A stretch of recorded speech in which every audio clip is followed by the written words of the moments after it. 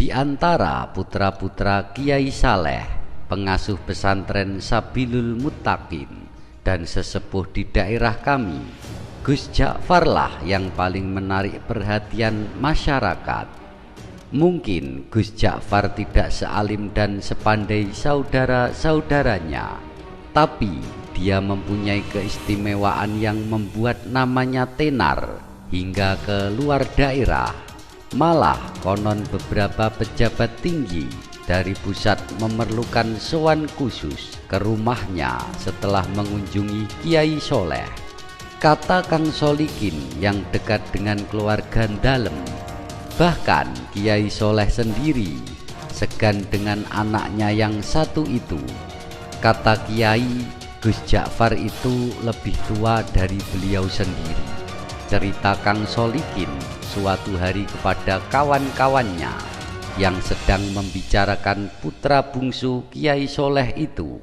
Saya sendiri tidak paham apa maksudnya, tapi Gus Ja'far memang luar biasa. Kata Mas Bambang, pegawai Pemda yang sering mengikuti pengajian subuh Kiai Soleh, matanya itu loh, sekilas saja mereka melihat kening orang, kok langsung bisa melihat rahasianya yang tersembunyi. Kalian ingat Sumini yang anak penjual rujak di terminal lama yang dijuluki perawan tua itu? Sebelum dilamar orang Sabrang kan bertemu dengan Gus Ja'far. Waktu itu Gus Ja'far bilang, "Sum, kulihat keningmu kok bersinar. Sudah ada yang ngelamar ya?" Tak lama kemudian orang Sabrang itu datang melamarnya.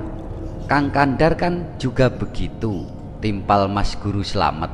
Kalian kan mendengar sendiri ketika Gus Ja'far bilang kepada tukang kebun SD 4 itu, "Kang, saya lihat hidung sampean kok sudah bengkok, sudah capek menghirup nafas ya?"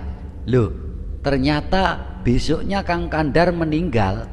Ya, waktu itu saya pikir Gus Ja'far hanya berkelakar, sahut Ustadz Kamil. Gak taunya beliau sedang membaca tanda pada diri Kang Kandar. Saya malah mengalami sendiri, kata Lek Salamun, pemborong yang dari tadi sudah kepingin ikut bicara. Waktu itu tak ada hujan, tak ada angin. Gus Ja'far bilang kepada saya, "Wah, saku sampean kok mondol-mondol toh Kang, dapat proyek besar ya?" Padahal saat itu saku saya justru sedang kempes. Dan percaya atau tidak, esok harinya saya memenangkan tender yang diselenggarakan Pemda tingkat provinsi. Apa yang begitu itu disebut ilmu kasyaf ya? Tanya Pak Carik yang sedang tadi hanya asik mendengarkan. Mungkin saja, jawab Ustadz Kamil. Makanya saya justru takut ketemu Gus Ja'far. Takut kalau dibaca tanda-tanda buruk saya, lalu pikiran saya terganggu. Maka ketika kemudian sikap Gus Ja'far berubah, masyarakat pun geger, terutama para santri Kalong. Orang-orang kampung yang ikut mengaji tidak tinggal di pesantren seperti Kang Solikin yang selama ini merasa dekat dengan beliau. Mula-mula Gus Ja'far menghilang berminggu-minggu. Kemudian ketika beliau kembali, tahu-tahu sikapnya berubah menjadi manusia biasa. Dia sama sekali berhenti dan tak mau lagi membaca tanda-tanda, tak mau lagi memberikan isyarat-isyarat yang berbau ramalan. Ringkas kata, dia benar-benar kehilangan keistimewaannya. Jangan-jangan ilmu beliau hilang pada saat beliau menghilang itu. Komentar Mas Guru Slamet penuh penyesalan. Wah, sayang sekali ya. Apa ya gerangan yang terjadi pada beliau? Kemana beliau pergi saat menghilang pun kita tidak tahu, kata Lek Salamun.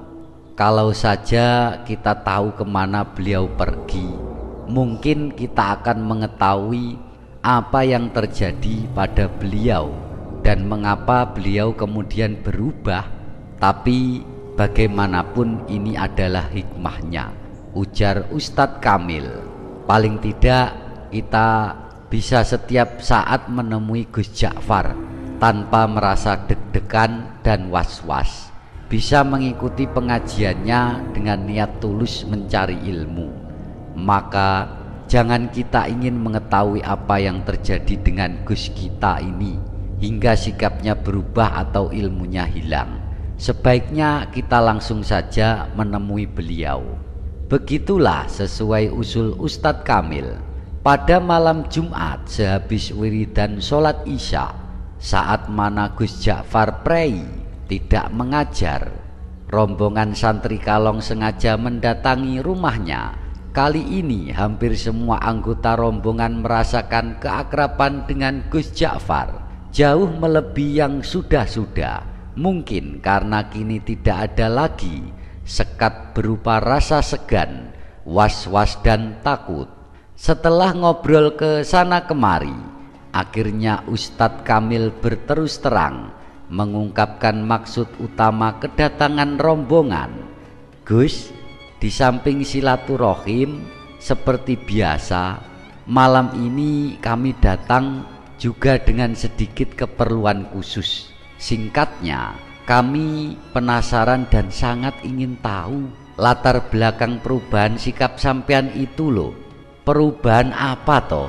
Tanya Gus Ja'far sambil tersenyum penuh arti. Sikap yang mana? Kalian ini ada-ada saja. Saya kok merasa tidak berubah. Dulu sampean kan biasa dan suka membaca tanda-tanda orang, tugas Mas Guru Slamet. Kok sekarang tiba-tiba makpet, sampean tak mau lagi membaca, bahkan diminta pun tak mau. Oh itu, kata Gus Ja'far seperti benar-benar baru tahu. Tapi dia tidak segera meneruskan bicaranya. Diam agak lama, baru setelah menyeruput kopi di depannya, dia melanjutkan pembicaraannya. Ceritanya panjang. Dia berhenti lagi, membuat kami tidak sabar, tapi kami pun diam saja. Kalian ingat saya lama menghilang? Akhirnya Gus Ja'far bertanya, membuat kami yakin bahwa dia benar-benar siap untuk bercerita. Maka serempak kami mengangguk. Suatu malam saya itu bermimpi ketemu ayah, dan saya disuruh mencari seorang wali sepuh yang tinggal di sebuah desa kecil di lereng gunung yang jaraknya dari sini sekitar 200 km ke arah selatan. Namanya Kiai Tawakal. Kata ayah dalam mimpi itu, hanya kiai-kiai tertentu yang tahu tentang kiai yang usianya sudah lebih 100 tahun ini. Santri-santri yang belajar kepada beliau pun rata-rata sudah disebut kiai di daerah masing-masing. Terus terang, sejak bermimpi itu saya tidak bisa menahan keinginan saya untuk berkenalan dan kalau bisa berguru kepada wali tawakal itu.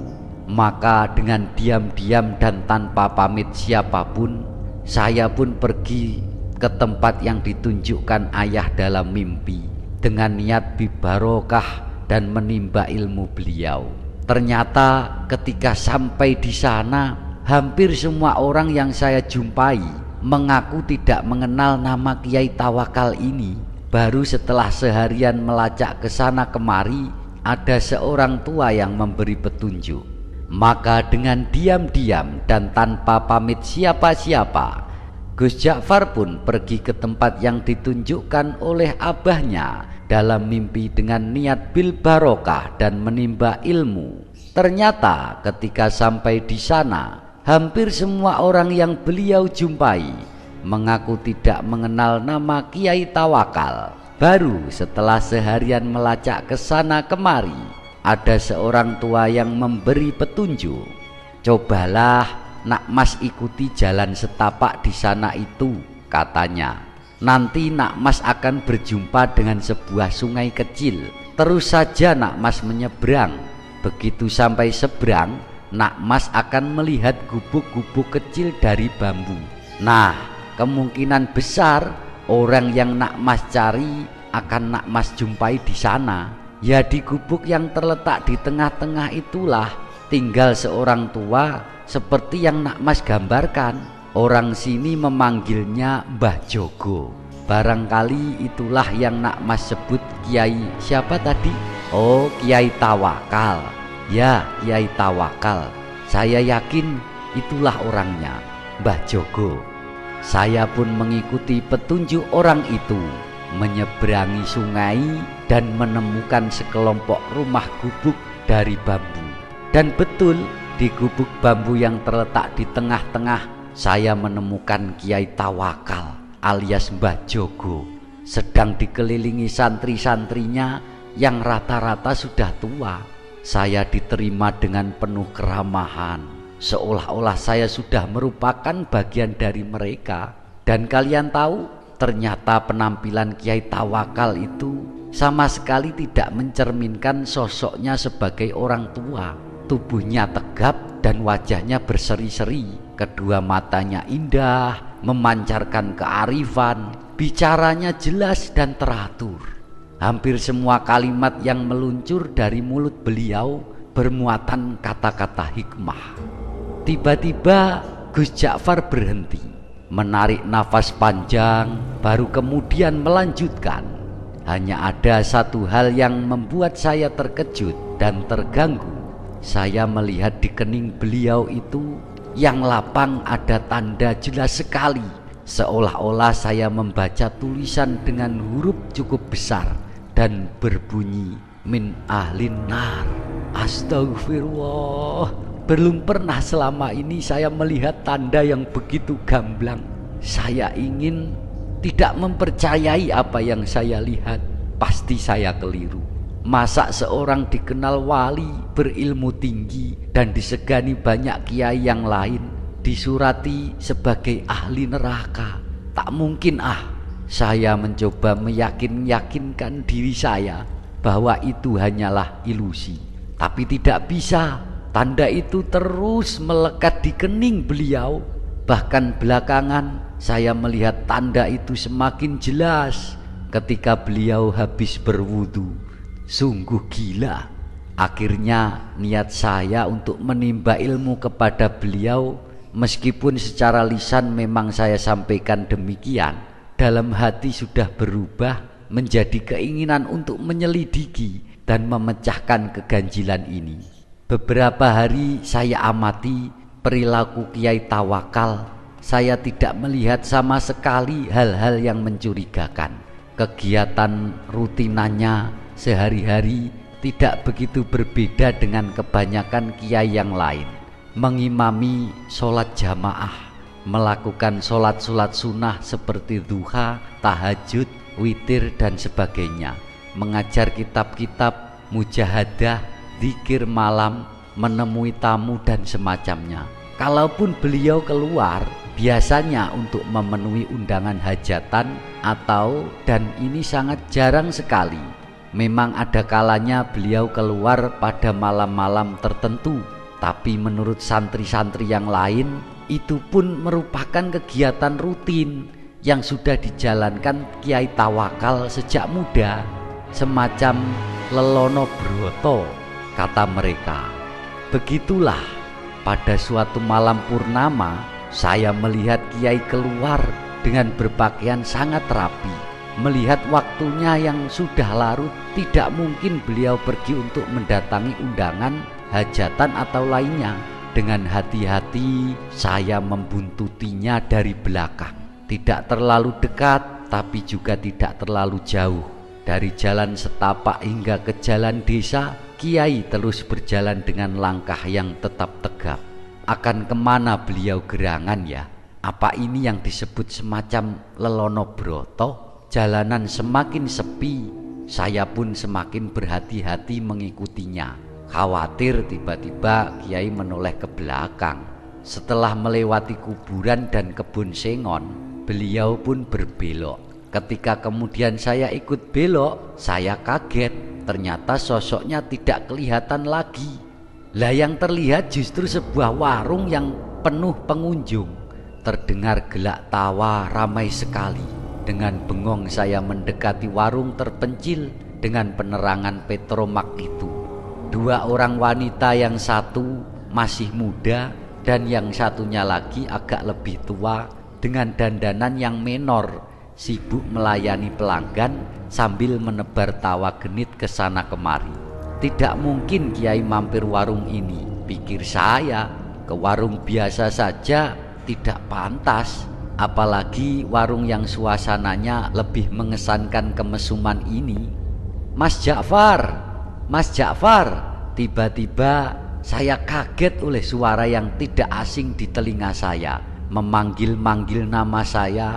Masya Allah, saya hampir-hampir tidak mempercayai pendengaran dan penglihatan saya. Memang betul, mata saya melihat Kiai Tawakal melambaikan tangan dari arah warung. Dengan kikuk dan pikiran tak karuan, saya pun terpaksa masuk dan menghampiri Kiai. Warung penuh dengan asap rokok. Kedua wanita menor menyambut saya dengan senyuman penuh arti. Kiai Tawakal menyuruh orang di sampingnya untuk bergeser. Kang, kasih kawan saya ini tempat sedikit. Lalu kepada orang-orang yang ada di warung, Kiai memperkenalkan saya. Katanya, ini kawan saya. Dia baru datang dari daerah cukup jauh, cari pengalaman katanya. Mereka yang duduk dekat serta-merta mengulurkan tangan, menjabat tangan saya dengan ramah. Sementara yang jauh melambaikan tangan.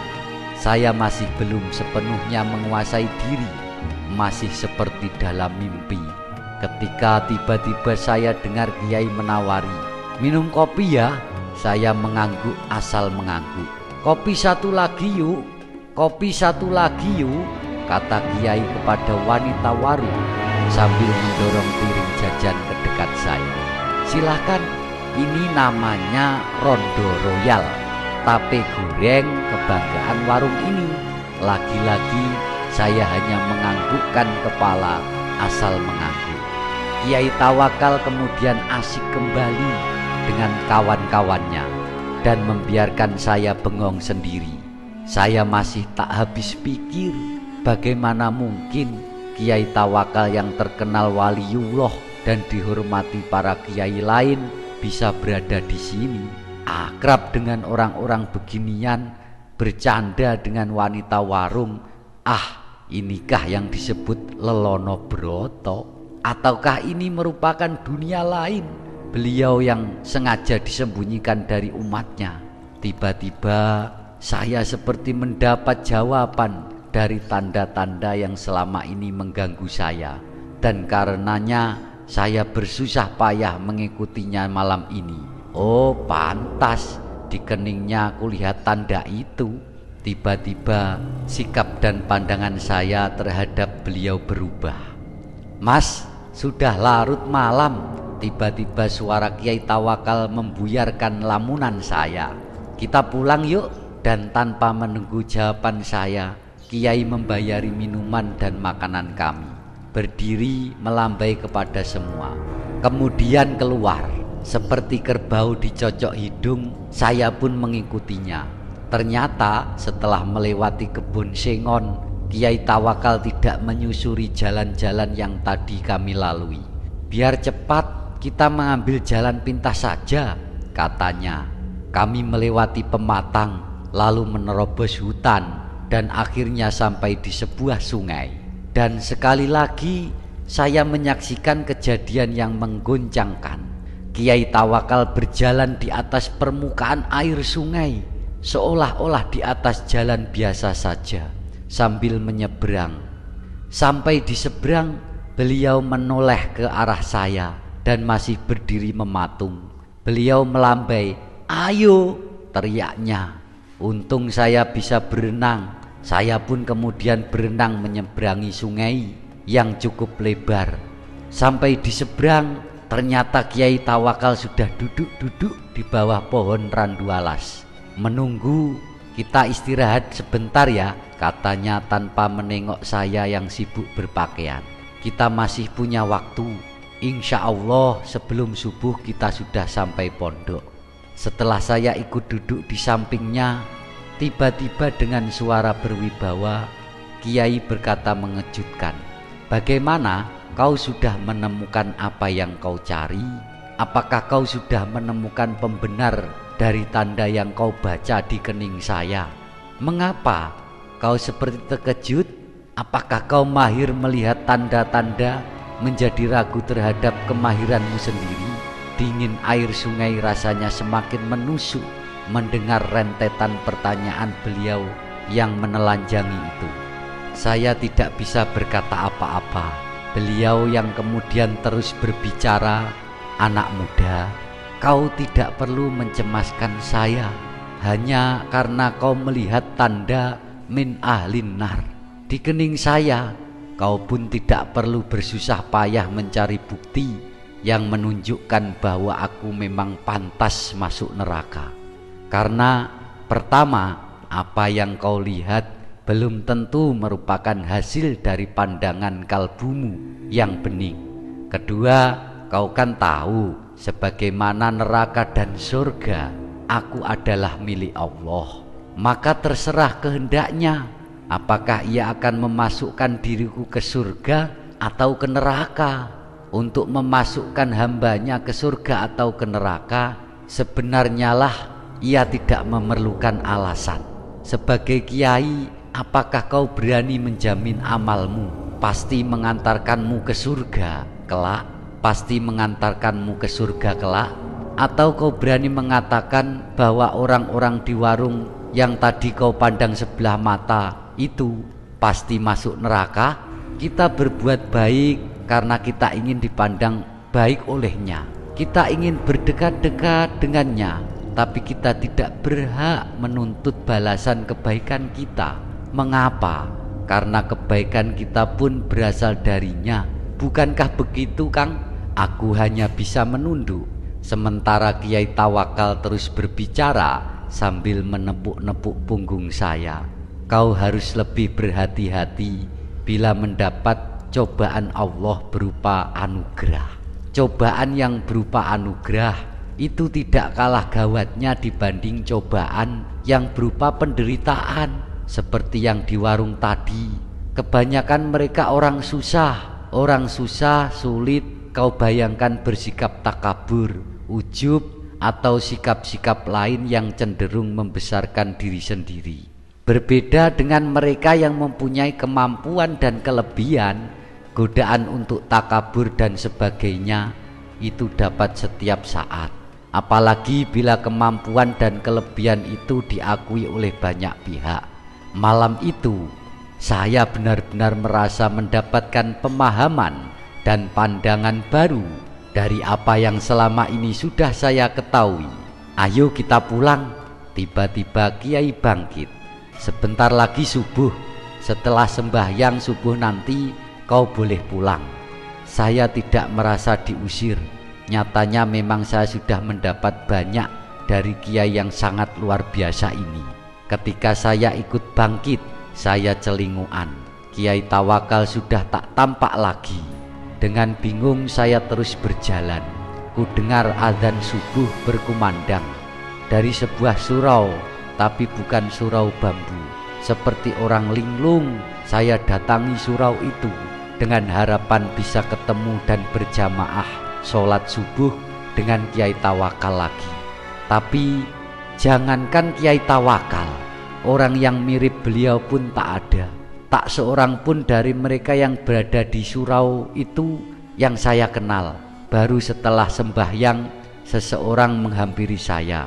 "Apakah sampean Ja'far?" tanyanya. Ketika saya mengiyakan, orang itu pun menyerahkan sebuah bungkusan yang ternyata berisi barang-barang milik saya sendiri. "Ini titipan Mbah Jogo," katanya, "milik sampean." "Beliau di mana?" tanya saya buru-buru. "Mana saya tahu," jawabnya. "Mbah Jogo datang dan pergi semaunya. Tak ada seorang pun yang tahu dari mana beliau datang dan kemana beliau pergi." Begitulah ceritanya. Dan Kiai Tawakal alias Mbah Jogo yang telah berhasil mengubah sikap saya itu tetap merupakan misteri. Gus Ja'far sudah mengakhiri ceritanya, tapi Kami yang dari tadi suntuk mendengarkan masih diam tercengang sampai Gus Ja'far kembali menawarkan suguhannya. Wassalamualaikum warahmatullahi wabarakatuh.